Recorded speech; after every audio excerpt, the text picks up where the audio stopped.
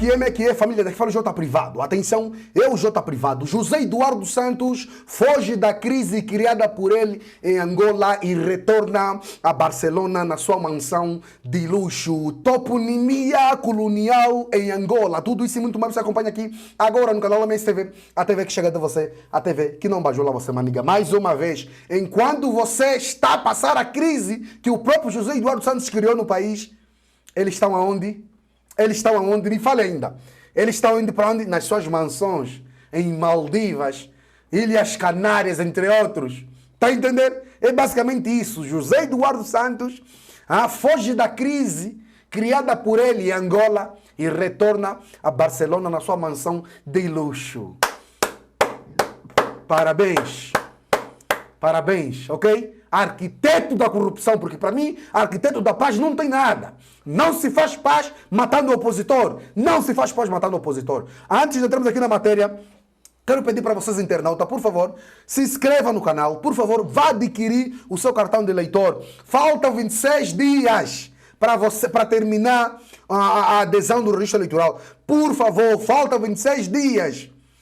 Ou 25 dias, se não me engano. Está a entender? Por favor, vá adquirir. Porque só assim teremos alternância no país, só assim conseguiremos votar em Adalberto Costa Júnior para presidente, Abel Chivucovuco, vice-presidente, e Filomeno Vieira Lopes para presidente da Assembleia.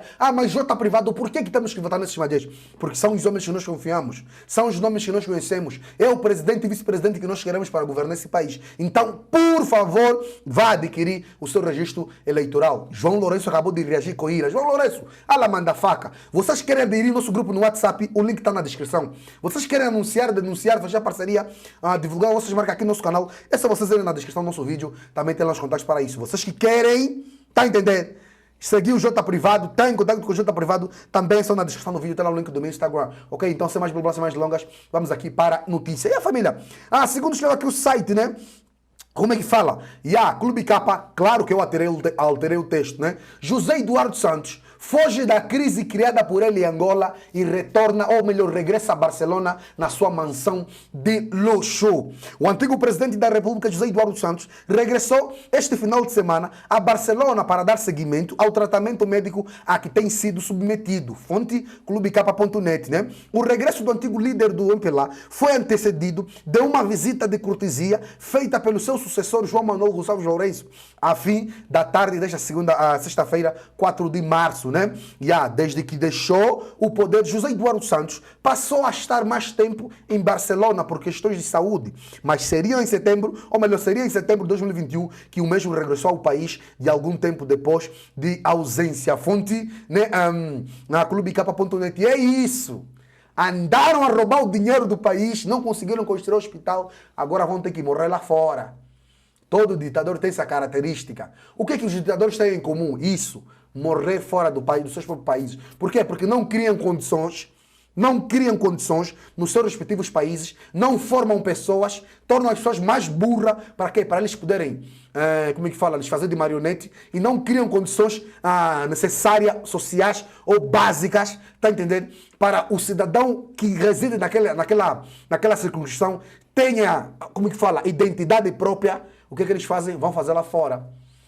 Tá entendendo? Vão fazer lá fora. Aí quando eles morrem onde? Morrem lá fora. E é lamentável. Para mim não é arquiteto da corrupção. Para mim ele é o arquiteto da pobreza dos angolanos, pobreza extrema dos angolanos. É o arquiteto da corrupção no país. É o arquiteto da bandidagem no país. É o arquiteto de tudo que você acha de ruim no país. Ele sim é o arquiteto disso, não o arquiteto da paz. Mais uma vez, não se faz paz com fome no prato. Não se faz paz matando o opositor. É basicamente isso. Isso não é paz. A tal paz é tão instável que o mesmo não consegue residir no país, tem que morar fora do país. Por quê? Porque está com medo.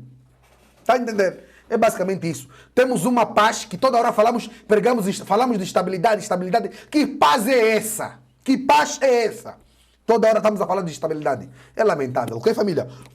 Agora, o site ainda, Clube Capa, também acrescenta aqui dizendo que Topimania Colonial em Angola, por Ricardo, né, Vita, fonte clubecapa.net. Vamos lá ver aqui a matéria completa. Sobretudo os sussurros dos assimilados, que adoram fofocas e intrigas, com as quais contaminaram a sociedade angolana, já insinuavam que o coração de Angola batia pela Rússia na guerra entre aquele país e a Ucrânia. Este é talvez o verdadeiro significado da abstenção de Angola na votação da Assembleia Geral das Nações Unidas, que na quarta-feira, 2 de março, adotou uma resolução exigindo que a Rússia cesse imediatamente o uso da força contra a Ucrânia. Mas estes laços estreitos que unem o regime que nos governa desde a independência com a Rússia não devem limitar-se a alinhar-se com este país apenas para questões como a atual. O regime que governa Angola deve certamente saber também que a Rússia está a comportar-se assim na sua disputa com a Ucrânia por razões políticas, claro, mas, também e acima de tudo por razões culturais e hegemónicas. A Rússia não gostaria de estar cercada ou ser domada por potências que vê como concorrentes. Assim, na mesma lógica, os nossos governantes também deveriam lutar pela nossa cultura. Ou, dito de outra forma, se Angola se considerasse verdadeiramente soberana em relação a Portugal, por exemplo, também expressaria isso com a maior firmeza em feitos e gestos, defendendo a sua história e a sua civilização africana. Só que os nossos assimilados que construíram a base ideológica com que Angola ainda é governada só mostram a sua arrogância nas costas dos portugueses. Chegam mesmo a insultá-los, amaldiçoá-los quando não estão presentes, mas se comportam como crianças obedientes diante deles. É pitoresco de se ver, beira até o burlesco. Mas, podemos entender isso facilmente quando sabemos como eles foram colonizados. Basta ler as referências intelectuais e culturais que ainda citam nos seus escritos, na imprensa e nos romances, para entender a profundidade da dependência. Tudo deve ser endossado pelo establishment português. Raros são aqueles que seriam capazes de falar longamente sobre um intelectual negro como fazem com Paixão e Amor sobre o Pessoa ou Saramago, que tentam copiar sem nunca igualar os seus talentos. Fonte, clubk.net. Então isso já dá o tom da atitude deles sobre o que eu quero dizer sobre a toponímia colonial que ainda existe em Angola.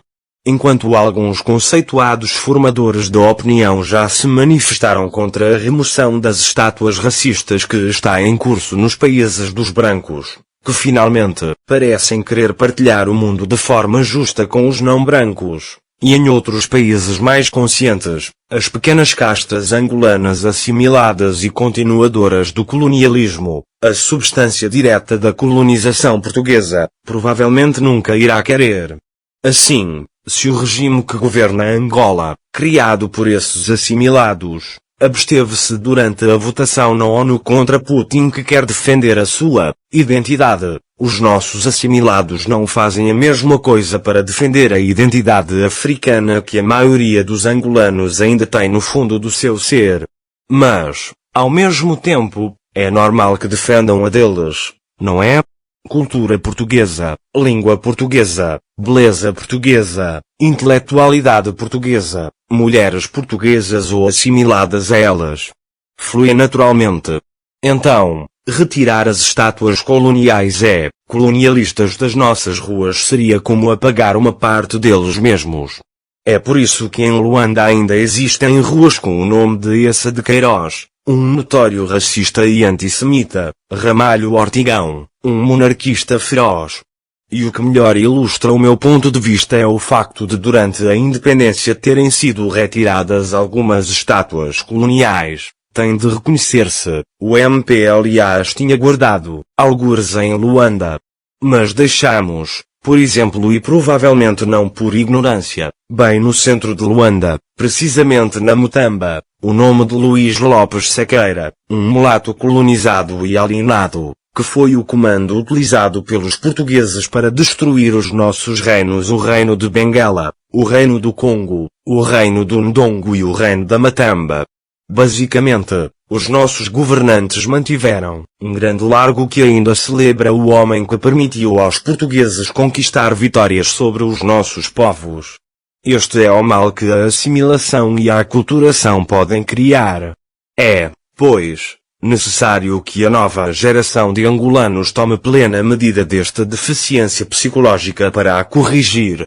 Posso entender que as gerações anteriores não tiveram a coragem e as ferramentas para defender as nossas culturas. Alguns até optaram por usar o seu tempo para coisas menos urgentes, como Paulo Tchipilica, que gostou de competir consigo mesmo na língua portuguesa toda a sua vida.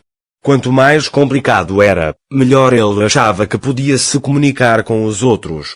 Queria dar outro sentido ao verbo comunicar, mesmo sabendo, pois dizem que também fala um idiomático umbundo, que a língua só serve para dizer e significar, de forma clara e acessível. Bem, as más línguas dir-me-ão que o Senghor também fazia discursos em latim para milhares de senegaleses analfabetos. Está bem, mas este tempo terminou, estamos a viver o nosso renascimento e será feito com simplicidade e generosidade. É, portanto, tempo de a nova geração compreender as razões que levam o jovem governador de uma cidade do Senegal a retirar nomes colonialistas das suas ruas. É tempo de homenagear os nossos heróis, para além dos heróis do MPLA. Conhecer a nossa história ajudará a construir o nosso futuro e restaurar a verdade sobre os nossos antepassados que os brancos profanaram e os assimilados continuam a manter no anonimato. Esse é o caminho para a nossa reinvenção.